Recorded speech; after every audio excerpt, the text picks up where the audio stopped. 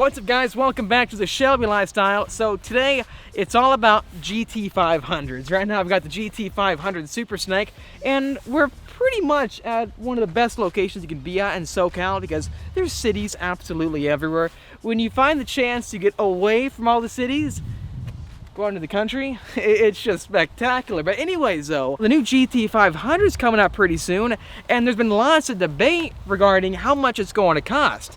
This car out the door was $67,000. The MSRP was 67 grand, and I made a video not too long ago showcasing how a Ford spokesperson said that the new GT500 was going to start at around $67,000. Now, this is not including like the carbon fiber track package or the handling package. This is just base price, and I think that's a very interesting figure. And also, we got to keep in mind, Ford did not confirm this information. So today's video is going to be all about looking at this car right here, the 2014 GT500, and also looking at what Dodge has, the Hellcat, even Chevrolet and their ZL1, trying to find a good idea of where this new GT500 is going to be priced at. Is it going to be $67,000? Is it going to be close to $80,000? So many people out there have been reaching out to me trying to ask my opinion regarding this, so I thought, why not make a video about it? So you know what, guys, let's go ahead and hop inside of the GT500 Super Snake. So let's go ahead and get straight to this comparative analysis.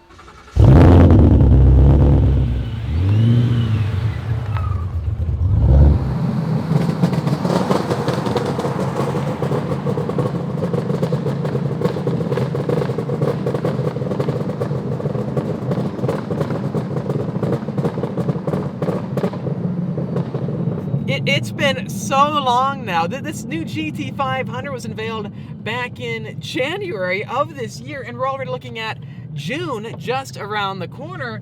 And guys, do we know the horsepower? Do we know the torque, even the weight?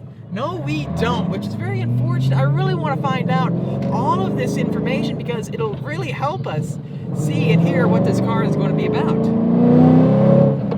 Basically, this video is going to focus on that of the price point of this new GT500, how it's going to compare to all the cars in the segment, that being the Hellcat, the ZL1, even the ZL1 1 Elite, and the Redeye. There are just so many different options that the buyer can choose from, which really does just help us out. The more competition there is, the more the price will go down. Now, that $67,000 price tag that a Ford representative had to say on a video of mine, that was not actually confirmed by Ford by any means. There was no PR release, nothing like that. The reason I made that video was because they were telling everyone there the price of the car from the Ford booth, and also they were announcing it over the big intercom, the big speaker during the event. That did catch me off guard, and also it made me think $67,000 could be a relatively realistic price tag for the new GT500. So many people out there have contacted me asking my opinion about this. Do I think it is in fact real? And quite honestly, I think it could be very close. And here's why.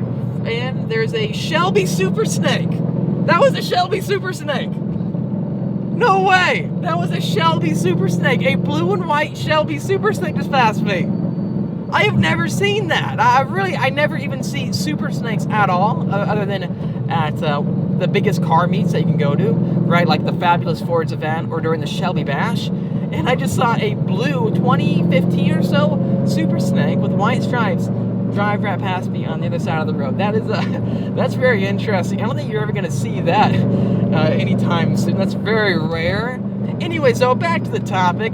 If we take a look at what Chevrolet has to offer, we have the ZL1, right? And the ZL1 has 650 horsepower, 650 pound-feet of torque, and the price tag is roughly around $64,000 with the 10-speed automatic. If you wanted the manual, it's like $2,000 cheaper, but we're just going to disregard the manual-equipped versions, and let's just focus on the automatics.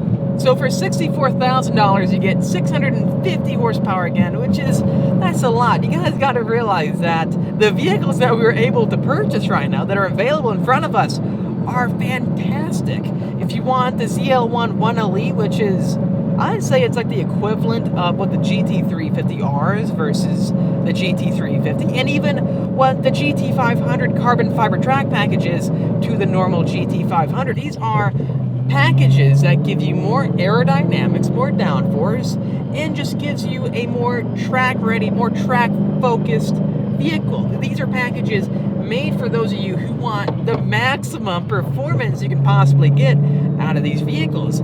Interestingly, the ZL1 1LE and the GT350R as a package costs actually the same. It's around $8,000. So if we were to look at the new GT500, I'd say that the track package, the carbon fiber track package, would fall in line as well. It will be around an $8,000 package. I'm also saying this because the GT350R, the package itself, is almost the exact same as what the carbon fiber track package is to the GT500. It's a package that adds carbon fiber wheels, a carbon fiber wing, and just more enhanced aerodynamics, which makes the car itself more ready for the racetrack.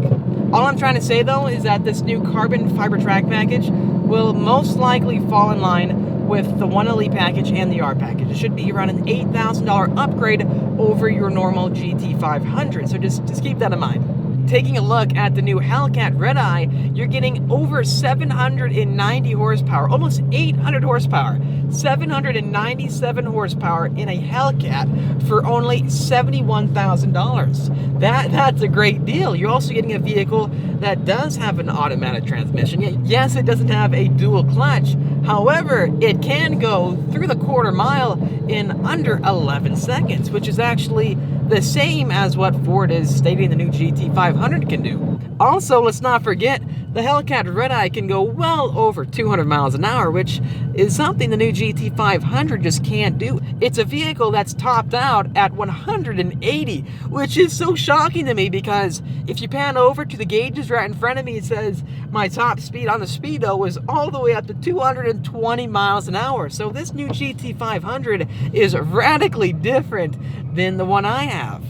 I presume that the Redeye is going to have more horsepower than the GT500. Do you guys think the new GT500 is going to beat that 797 horsepower figure? That's a tough call. I'm not too sure. I don't really think it will. So for 71 grand, having the option to buy an 800 horsepower car essentially is fantastic. So Ford really needs to find a way to make this new GT500 competitive, appealing in between all of these other options. If this new GT500 was going to cost, let's say, 75 grand, then would you really buy it? Going into 2020, we also have the GT350s, right? These are fantastic vehicles, and you can buy a GT350 for a starting price of $59,000. If we compare the starting price of the GT350 to the new GT500, well, is it really going to cost more than $10,000 above that? If we take a normal GT350, let's say that we go out and buy an EN 2650 supercharger kit and all the cooling required, let's say that costs you around $7,000, maybe $7,500, and let's say you went out and bought a $1,000 carbon fiber drive shaft. That would make you get very close to what the GT500 is. The GT500, by the looks of it, it seems as if it is a supercharged GT350 minus that flat plane crankshaft. The price of the DCT, I don't suppose will be that much more than the normal transmission that you would get out of the Shelby. The Tremec 3160 that you find in the GT350s are fantastic. I love those transmissions. They handle so well. The shift speed you can get out of it is unbelievable. It really is just shocking. By the looks of it, this Tremec DCT is going to cost around the same as that of the Tremec manual. Thanks for watching this video. If you liked it, make sure to comment down below to think. What do you think this new GT500 is going to cost? And what do you think this new track package, the carbon fiber one, is going to cost on top of the GT500? So maxed out, how much do you think this vehicle will be out the door? Thanks for watching. If you did like it, make sure to subscribe for much more great content to come. And also hit that like button. It really does help me out. I'll see all of you in the next video.